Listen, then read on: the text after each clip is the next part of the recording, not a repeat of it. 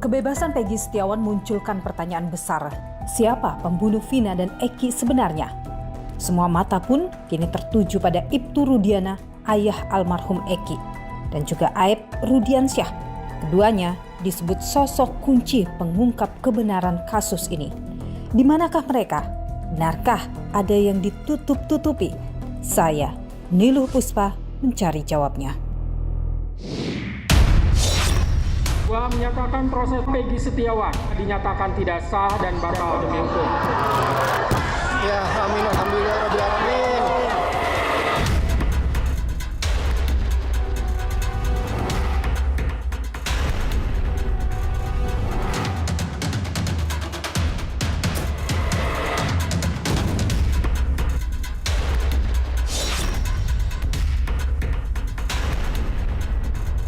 Saya dari Kompas TV mau nyari Pak Rudiana. Tapi kalau malam biasanya ada. Oh, malam ada? Iya. Nah ini nih, mobil hitam nih.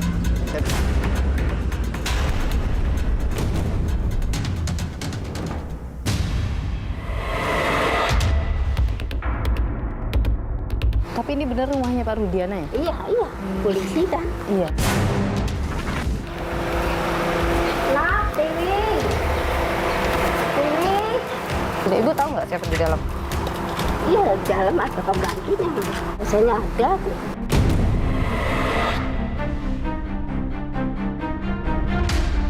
Jualan saya tuh pagi dari jam 6 sampai jam 5 sore. Saya nggak jualan kalau malam.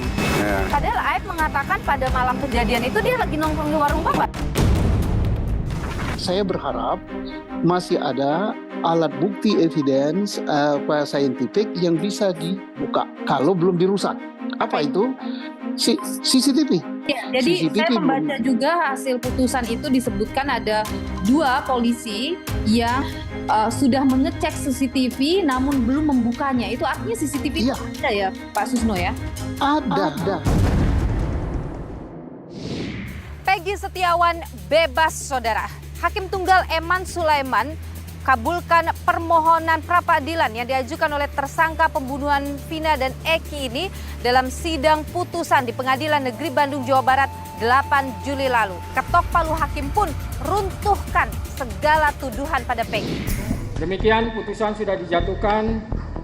Intinya permohonan pra-peradilan dari pemohon dikabulkan.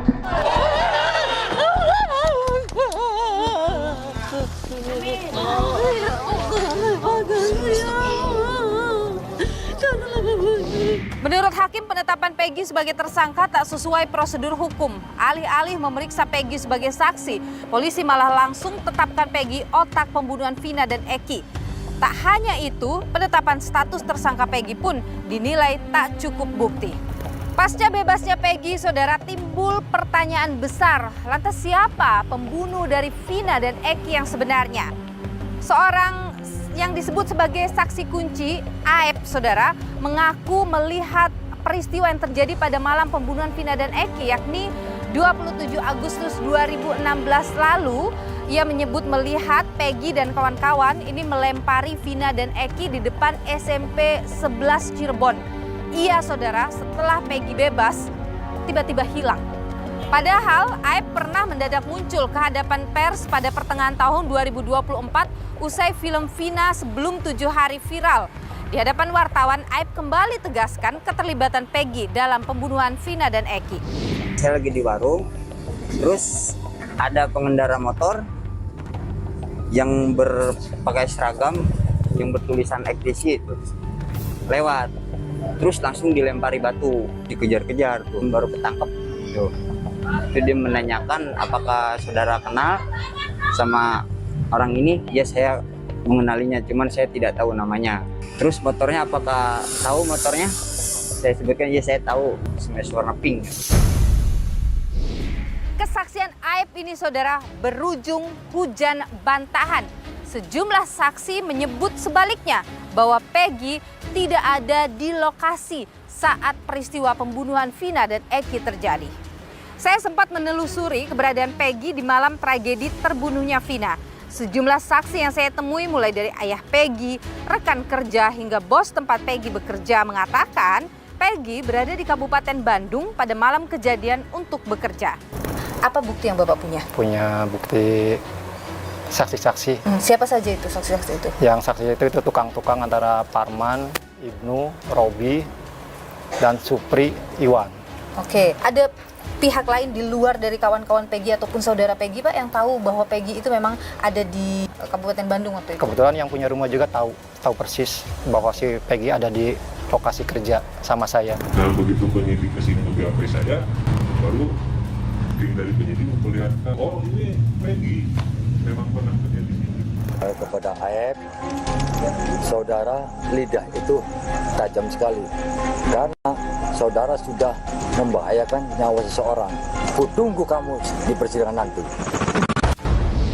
Kesaksian Aib pun diragukan sejumlah pihak. Ada adagium dalam hukum bahwa satu saksi bukan merupakan saksi. Adagium ini ternyata sebangun dengan hasil riset psikologi forensik yang menyimpulkan bahwa pengakuan, keterangan saksi, atau sejenisnya yang mengandalkan daya ingat manusia justru sangat mungkin menjadi faktor yang merusak proses pengungkapan fakta. Selain Aib, saudara, Ibtu Rudiana, ayah dari almarhum Eki, juga ditunggu kemunculannya oleh publik pasca bebasnya Peggy. Sosok Ibtu Rudiana menjadi penting dalam pengungkapan kasus Vina dan Eki. Waktu itu, Ibtu Rudiana terlibat tangani kasus. Meski sebenarnya kasus pembunuhan Vina dan Eki bukan ranah Kanit Narkoba Polresta Cirebon, jabatan yang diemban oleh Ibtu Rudiana saat itu. Bahkan dalam persidangan terungkap, anak buah Ibtu Rudiana lah yang amankan 8 orang yang diduga lakukan pengeroyokan terhadap Eki. Anak buah Rudiana bernama Gugum Gumilar juga disebut sudah mengecek CCTV di lokasi kejadian, namun rekaman CCTV tak pernah diungkap di pengadilan. Kasus pembunuhan Vina dan Eki masih menyisakan misteri. Tak hanya soal siapa sebenarnya pembunuh dari Vina dan Eki ini, tapi juga soal bagaimana kinerja polisi dalam menangani kasus ini. Ikuti saya, saudara.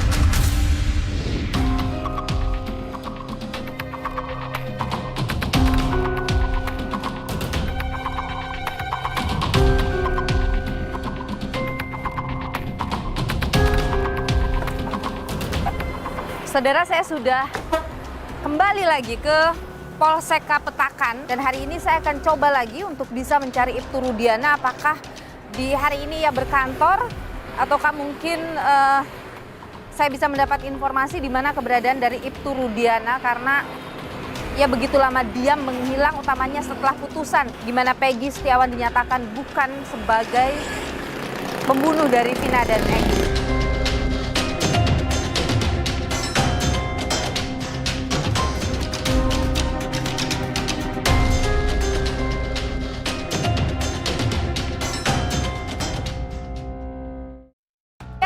Kompas TV media mau nyari Pak Rudiana, nggak pernah kelihatan ya di kantornya juga? Nggak pernah. Oh, jauh. Biasa kalau pagi ada upacara nggak sini, Bu? Ada ya? Oh, jam 8. Bentar lagi ya biasanya. Tapi kalau malam biasanya ada. Oh, malam ada? Biasanya. Malam adanya diatur. Oh, oke. Malam sering. Naik mobil warna apa dia mobilnya? Kalau mobil itu kurang tahu sih, Mbak. Oh. Tapi kalau setiap malam kadang pesen ikan bakar. Oh. Jualan ikan. Oh, Ibu jualan di sebelah? Jualan dia tuh nggak mau keluar dah. Iya. Emang iya dia tuh. Susah loh nyarinya. Padahal dia kunciannya ini. Iya benar. Jarang-jarang aja dia keluar pagi. Jarang-jarang kalau pagi.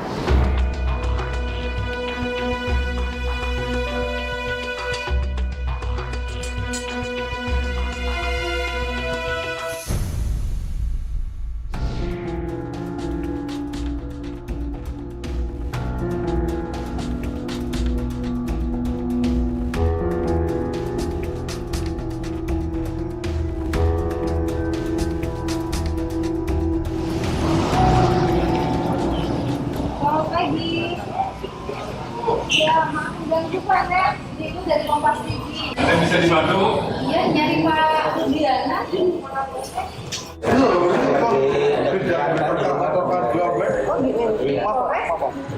Nah, kurang dapat 6 ya saya.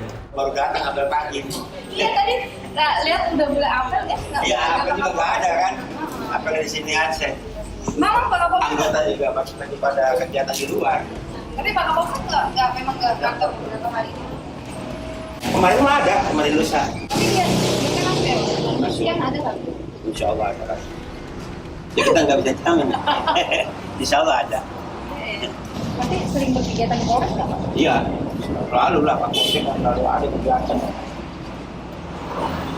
Hari ini ada nggak? Ya makanya belum tahu agenda hari ini. Saya belum tahu dia baru datang sih. Apel juga tadi anggota pada nggak ada. Makasih Pak Yuk, Dirjen ya, mari sama-sama. Pak.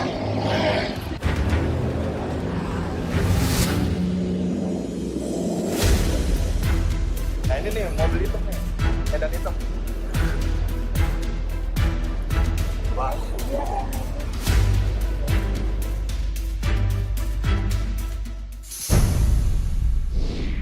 Saya tadi masuk ke Polsek Kapetakan tapi tidak ada Ibtu Rudiana.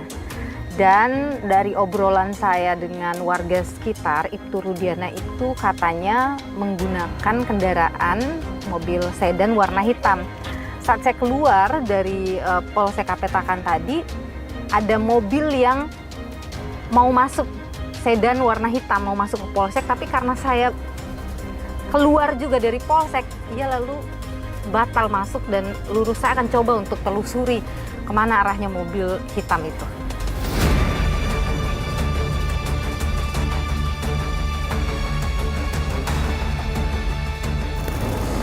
Saudara, saya tidak bisa menemukan mobil sedan hitam. Dugaan besarnya itu adalah mobil yang dikendarai oleh Ibtu Rudiana. Sekarang saya akan coba untuk datangi rumah dari Ibtu Rudiana. Mungkinkah ia pulang ke rumah ataukah mungkin ada pihak keluarga di sana yang bisa saya temui? Kita lihat saja. Ikuti saya. Iya, dalam ada pembantunya. Mar. Nak TV.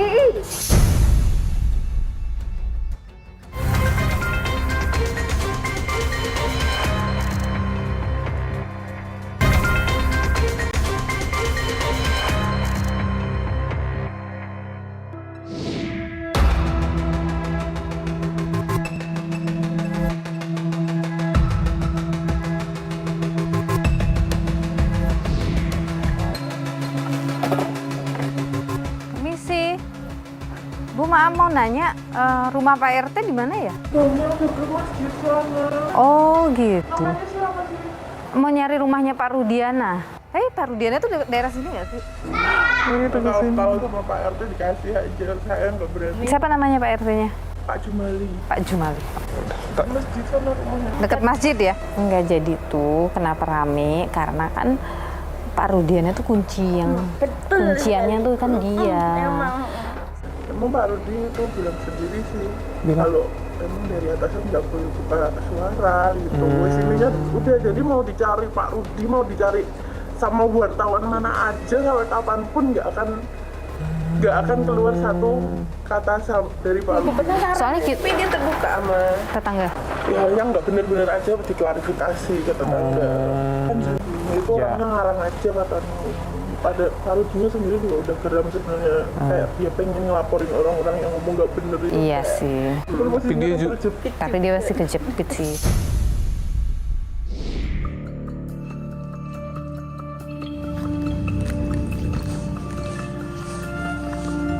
Assalamualaikum. Bu, maaf mengganggu. Saya nih, Bu. Tadi mau nanya, rumahnya Pak Rudiana benar di RT ini ya? Iya. Rumahnya yang mana ya Bu ya?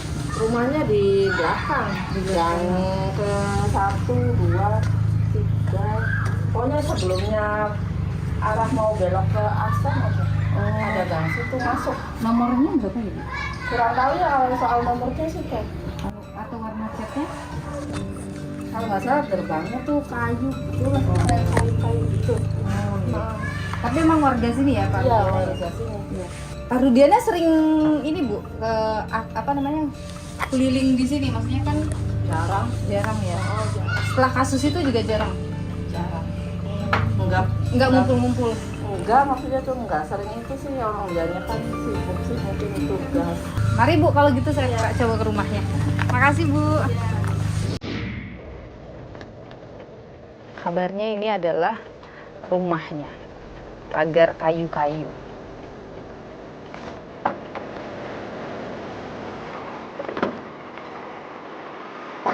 Ada belnya.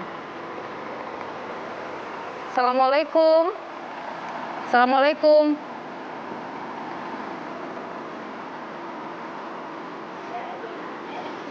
Ada belnya, Bu.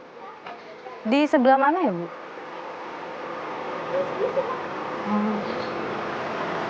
Nggak ada.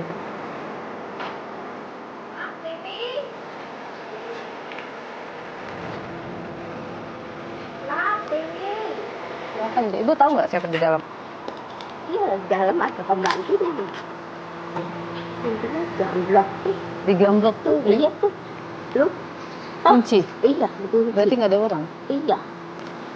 Biasanya ada tuh. Dia gamblok lah. Tapi ini benar rumahnya Pak Rudiana ya? Iya. Polisi kan. Orangnya sering belanja di Ibu? Biasanya nggak jam, tapi pembantunya aja. Oh. Pak Rudiana tuh sering di rumah selalu ya? Iya. Ibu biasa ketemu? Ketemu tapi naruh mobil masuk. Oh. Tapi dia ada pagi sama sore ada ya? Jam 5 sore? Iya. Oh iya. Nggih. Makasih ya Bu ya, mudah-mudahan laris jualannya. Mari Bu. Iya. Saya sudah coba tadi mengetuk rumahnya tapi sepertinya tidak ada orang. Ketemu dengan ibu penjual yang tahu, dia bilang kalau Pak Rudiana dan istrinya selalu ada di rumah. Hanya saja memang tidak pernah ngobrol dengan ibu penjual tadi, tapi biasanya mereka selalu berbelanja dengan si ibu tadi. Kata ibu tadi sih dia biasanya akan ada pagi sama sore hari. Nanti akan saya coba pagi hari dan juga sore hari mencari Pak Rudiana ini. Assalamualaikum. Pak Rudiana.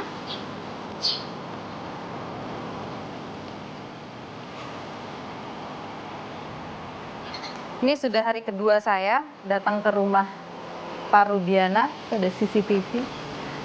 Dan saya tidak bisa menemukan Pak Rudiana dan rumahnya ini masih nampak seperti kemarin, Saudara. Kendaraannya, kemudian juga suasana di dalamnya masih nampak seperti kemarin. Tidak ada orang sama sekali menjawab. Lingkungan ini juga nampak sepi ya di sekitaran rumah Pak Rudiana ini. Permisi Bu, maaf mau nanya. Saya dari Kompas TV. Bu, Pak Rudiana itu memang nggak pernah di rumah atau gimana ya? Nggak tahu. Nggak pernah lihat Pak Rudiana? Orang gerbangnya pada masing-masing nutup. Oh gitu. Semua. Oh, kalau misalnya di grup lingkungan gitu, di WA gitu nggak ada juga? Nggak ada. Oh, oke.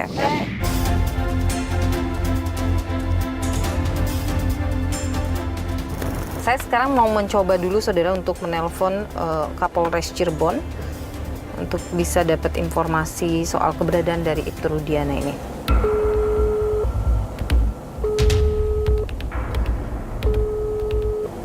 Tidak ada jawaban, saya coba telepon Humas Polres Cirebon.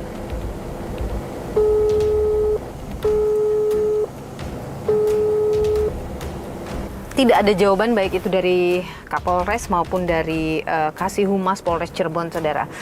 Jadi keberadaan dari Pak Ibtu Rudiana, ayah Eki yang disebut sebagai kunci dari kasus pembunuhan Vina dan Eki ini masih belum saya temukan. Sekarang saya akan coba untuk mencari keberadaan Aib, Saudara, dan juga menguji keterangan yang disampaikan Aib terkait dengan peristiwa yang terjadi pada 27 Agustus 2016 lalu yang menyebut ia melihat ada proses pelemparan batu terhadap Eki dan Vina yang dilakukan oleh Peggy dan kawan-kawan di SMP atau depan SMP 11 Cirebon. Saya akan coba telusuri jalur itu termasuk juga orang-orang yang ada pada malam peristiwa kejadian itu, Saudara. Ikuti saya.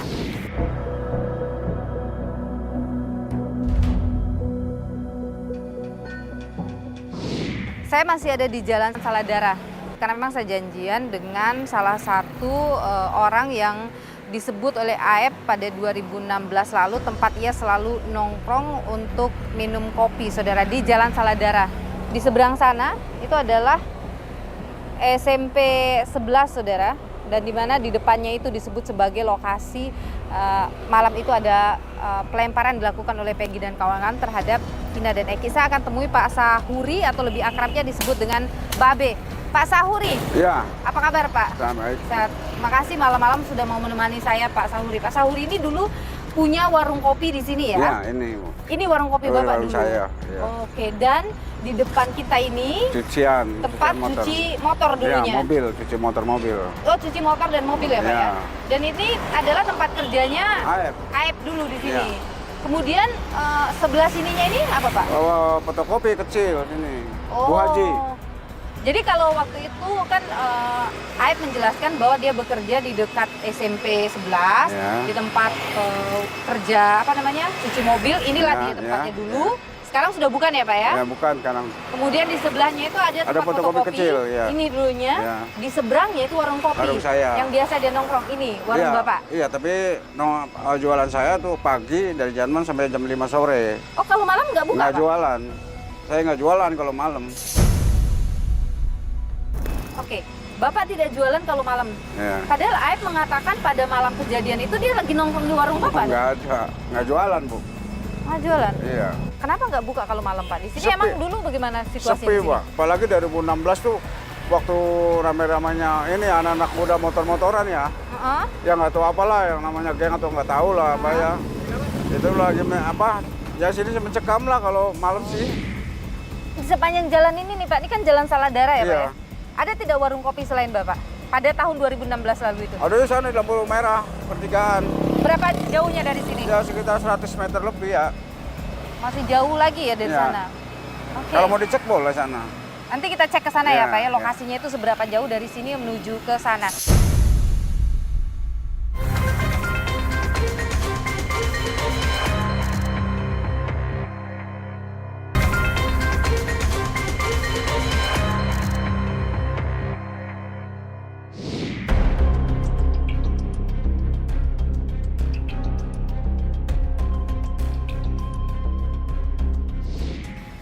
Kalau penjelasan Aep dalam BAP-nya itu kan mengatakan sedang menongkrong di sini dan kemudian melihat di sebelah sana saudara, sekitar 50 meter dari sini. Itu persis di depan SMP 11 itu dilihat ada orang melempari ke arah Vina dan Eki. Ya. Kalau malam Pak 2016 lalu itu ada nggak lampu penerangan dan sebagainya di sini? Ya seperti ini Bu.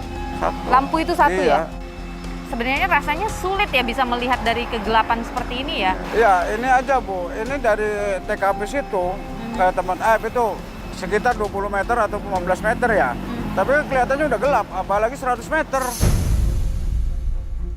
Kalau sering ngumpul di tempat Bapak ini dulu, sering makan tempat Bapak, akrab dong Pak sama Aep? Iya, memang akrab, kenal benar-benar kenal sama saya. Karakter, bagaimana sih Aep itu Pak dulu? Ya biasa-biasa aja sih, nggak kelihatan kumpul-kumpul gitu, enggak.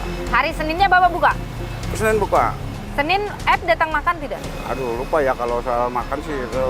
Setelah hari Minggu itu ketemu Aep lagi nggak Pak? Ketemu ya dan cuci Bu sini. Oke, ini ada cerita-cerita nggak kejadian Nggak ada, hari Minggu nggak itu? ada. Kalau memang ada kejadian di sini tawuran tuh ya pasti banyak batu, banyak apa Bu kalau di sini tuh. Dan waktu hari Senin nggak ada? Nggak ada. Biasa saja? Biasa saja. Dan selain misalnya temennya Aep gitu, ada cerita ke Bapak tadi malam ada kejadian kayak gitu ada? Nggak ada, nggak ngomong. Atau mungkin orang sekitaran sini cerita tadi malam ada kejadian? Nggak ada. Nggak ada juga? Nggak ada juga. Bapak tahu ada kejadian kematian itu kapan tuh Bapak baru tahunya? Setelah ada penangkapan anak-anak. Anak-anak tangkap di sini Bu. Tangkapnya di mana? Diambil tuh di sini nih. Nah di sini. Oh di Mobilnya di sini. Oke. Mobilnya di sini, anak-anak nongkrong di sini.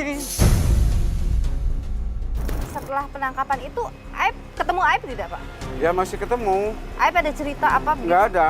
Bapak mungkin lihat langganannya Aep yang cuci motor atau mobil sama Aep, Bapak ada yang Bapak tahu? Macam-macam ya pelanggan sih, ada yang polisi, ada yang orang biasa, ada banyak yang namanya juga. Banyak yang cuci motor. Ya. Polisi juga sering cuci motor Ada, gitu ya? ada. Tahu. Aep ini dengan pelanggan-pelanggan yang polisi begitu akrab dia?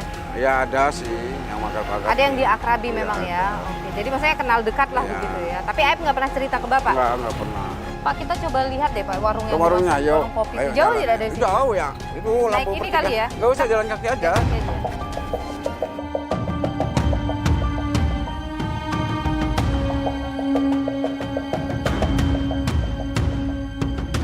Dulu warung Ibu Madura tuh di sana, di fotokopi.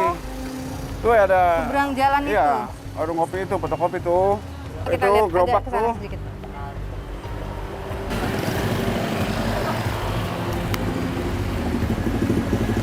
Oh, Nah ini. Di sinilah ya. Ini warungnya. kalau misalnya di sini nongkrong untuk melihat ke SMP sebelah sana, Jauh saudara, banget. itu terlalu jauh, sulit rasanya untuk bisa mengenali siapa. Bahkan saya tidak bisa melihat, kalau saya dari sini ya, melihat ke sana, saya tidak bisa mengenali kendaraan apa di sana, itu sulit untuk bisa dikenali. Jadi tidak mungkin lah ya Pak ya. Nggak mungkin Bu. Tapi Ini- memang di sini ada warung kopi. Ini warung kopi Madura, pindah ke sana sekarang. Oke. 2016 ada Dari di mana sini. di sini? Itu buka sampai. Buka sampai malam 24 jam nih. Malam. Iya. Jadi kalau memang benar waktu malam itu Aib misalnya nongkrong di warung kopi, kemungkinan besar ada warung kopi ini, Ini bukan iya. tempat Bapak. Nggak ada lagi. Bu, 2016 itu warung Ibu di sini atau di sebelah sana? Di sini. Di sini. Oh, jadi 2016 Ibu udah di sini nih. Bukanya sampai jam 12 malam. Iya. Oke. Tutup ya, Setiap hari? tutup jam 12 malam. Oh, oke. Tutupnya tuh jam Iya. 12 malam. Jam 12 malam. Ingat nggak Bu, pernah ada kejadian kan ada apa namanya orang berkelahi atau geng motor itu di sini? Kalau waktu itu saya inget banget. Heeh. Nggak ada orang ngomong tawuran, nggak ada orang ngomong kejar-kejaran. Pastinya ada orang ngomong salah satu. Waktu itu nggak ada. Nggak ada. Pada jam setengah 10 ada orang merokok ke saya, ada tabrakan. Heeh. Oh, itu hari? Ya malam itu. Malam itu jam Setengah 10 lah. setengah 10 malam ada yang bilang kalau ada kecelakaan tunggal di tol. Oke. Pagi mau ke jam 6, pada orang nanyain lagi ke saya. Ada?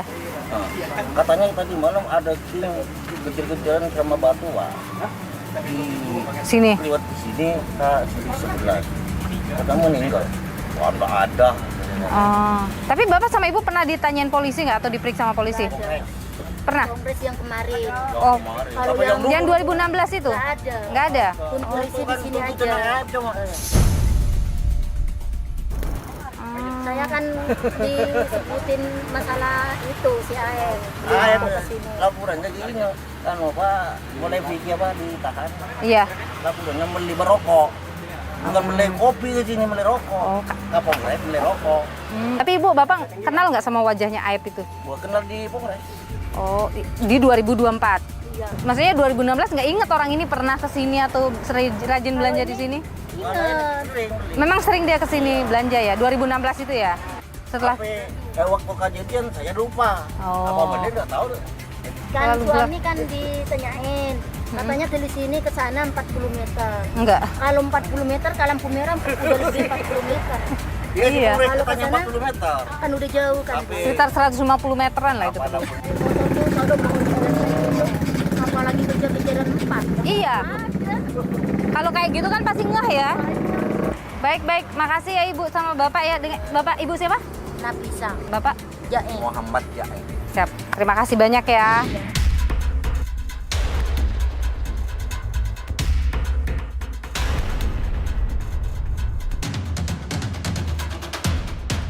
Pak Suhari, terima kasih ya sudah berbagi informasi di dulu. Sehat-sehat Pak Suhari ya. Mari.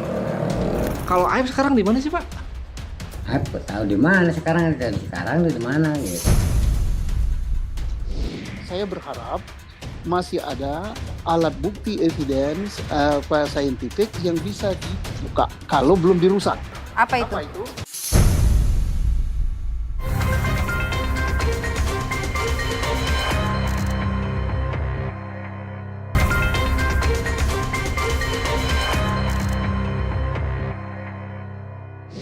Jadi saya selaku mantan Kapolda 2016-2017 mohon maaf atas perilaku ya mantan anak buah saya, walaupun saya bukan mau mengelak, saat itu saya di ujungnya karena saya 16 Desember masuk jadi Kapolda ini.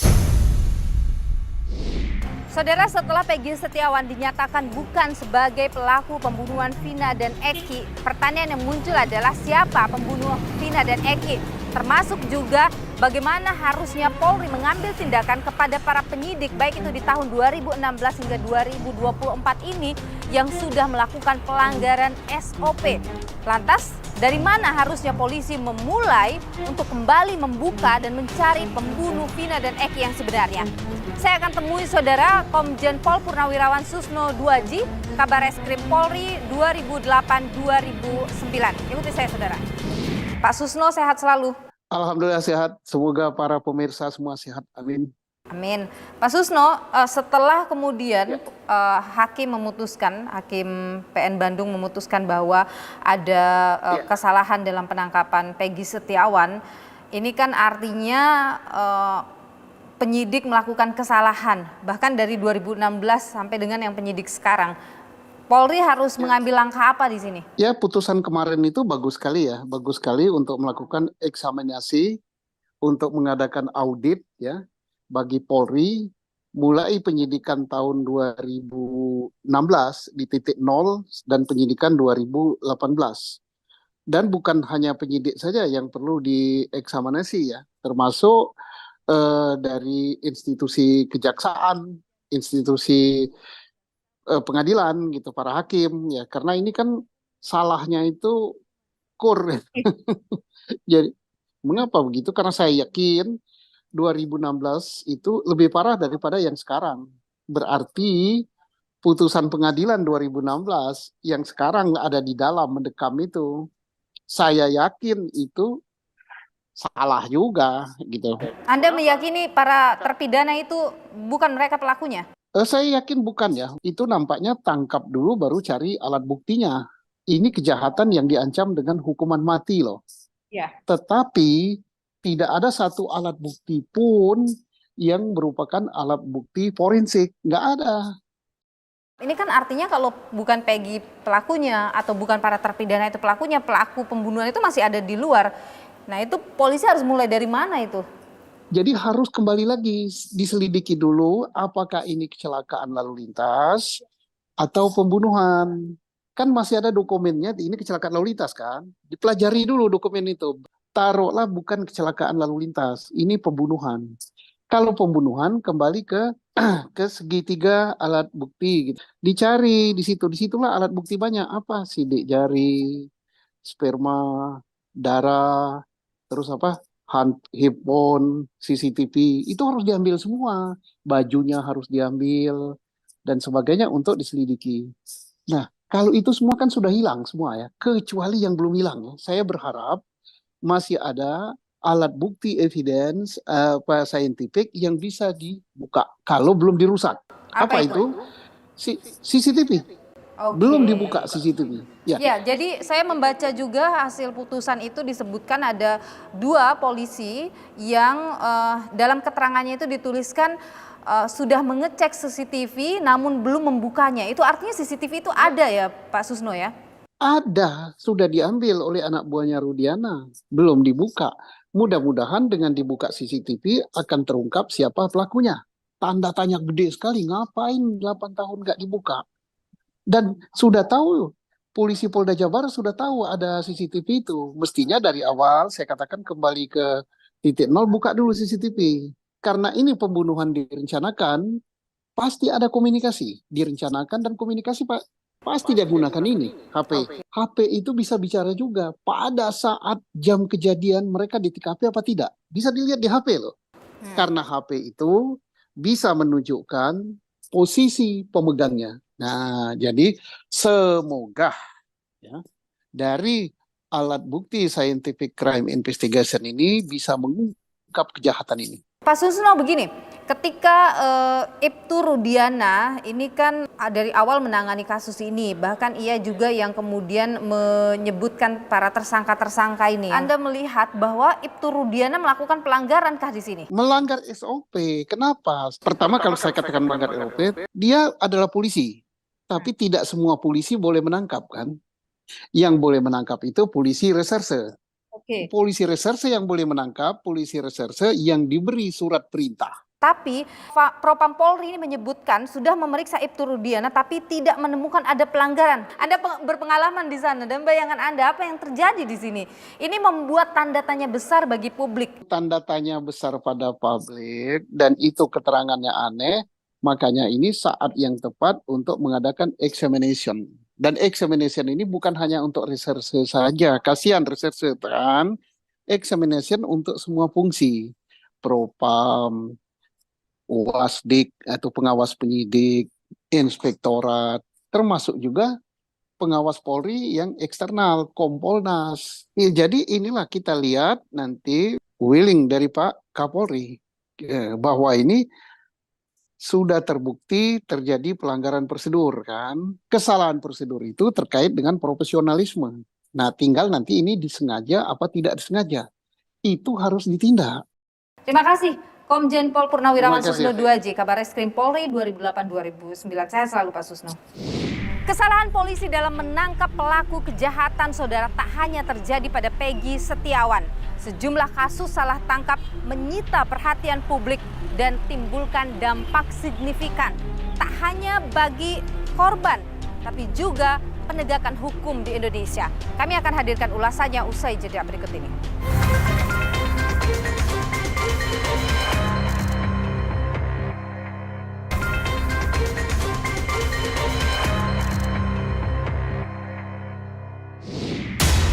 Menyatakan proses penetapan tersangka dinyatakan tidak sah dan bakal demi hukum.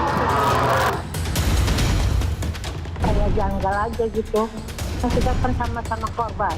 Yang berasa kayak kehilang itu dari pihak keluarga kami aja. Tidak ada yang perlu ditutup-tutupi. Kejadian yang dialami Peggy Setiawan membuka kembali lembaran kasus salah tangkap lainnya.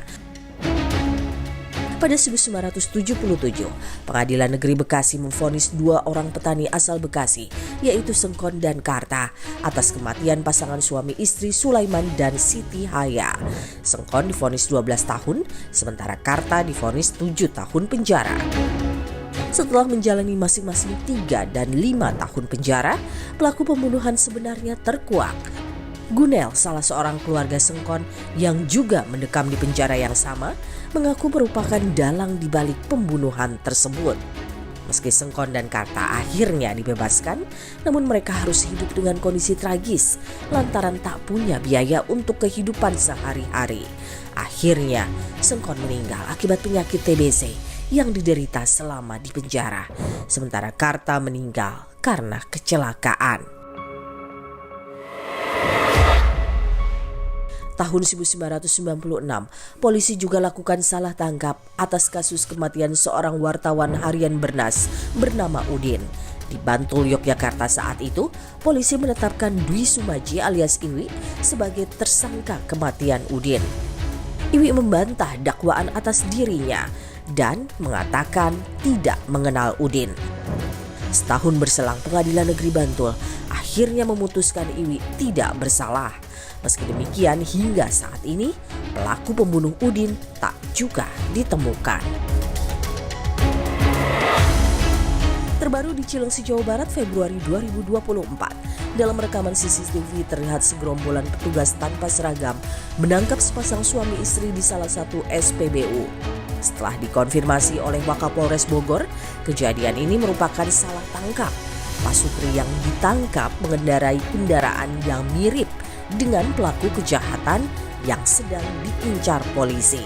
Atas kejadian ini, para anggota polisi yang terlibat dicopot dari jabatan. Berulangnya kasus salah tangkap oleh polisi hadirkan tanda tanya besar. Masihkah integritas dan profesionalitas aparat penegak hukum terjaga? Adakah jalan bagi Polri untuk meraih kepercayaan masyarakat? Sampai saat ini ketauladanan itu masih sangat jauh dan masih sekedar seremonial, terus kemudian hanya sekedar jargon saja. Susah untuk ngomongin kepolisian saat ini. Untuk memulai membangun integritas itu seharusnya muncul dari ketauladanan elit-elit kepolisian. Saudara, dari penelusuran saya kali ini, saya tidak bisa menemukan Ibtu Rudiana. Saya sudah berkeliling ke kantornya di Kapetakan dan saya juga datangi rumahnya, saudara. Ada sejumlah fakta yang saya temukan dalam penelusuran saya kali ini, saudara. Yang pertama adalah terkait dengan CCTV. Ada dalam amar putusan disebutkan bahwa ada 2 polisi pada saat itu mengambil atau mengecek CCTV yang ada di lokasi penemuan jenazah Vina dan Eki. Namun CCTV itu belum dibuka. Ini yang masih menjadi pertanyaan soal keberadaan dari CCTV itu. Kemudian saya juga dapatkan informasi lain bahwa AF yang saat itu bekerja di tempat pencucian kendaraan rupanya akrab atau cukup kenal dekat begitu, saudara, dengan sejumlah polisi yang memang kerap juga mencuci motor di sana. Dan salah satu dari mereka itu disebutkan adalah menjadi bagian dari yang mengungkap kasus pembunuhan Vina dan Eki, termasuk juga menangkap saat ini sudah menjadi terpidana. Apakah kedekatan AF ini, saudara, dengan anggota Polri ini yang kemudian juga membuat ia dijadikan sebagai saksi kunci dalam kasus pembunuhan Vina dan Eki ini? Tentu ini masih perlu untuk ditelusuri lebih jauh. Dan polisi harus benar-benar mengusut tuntas kasus pembunuhan Vina dan Eki ini untuk mengembalikan kepercayaan publik pada penegakan hukum. Termasuk, saudara, tentu hakim dan juga jaksa yang menangani pada 2016 lalu harus diperiksa kembali untuk diketahui seperti apa, saudara, penanganan penegakan hukum dalam kasus pembunuhan Vina dan Eki pada 2016. Saya Niluh Puspa, sampai jumpa.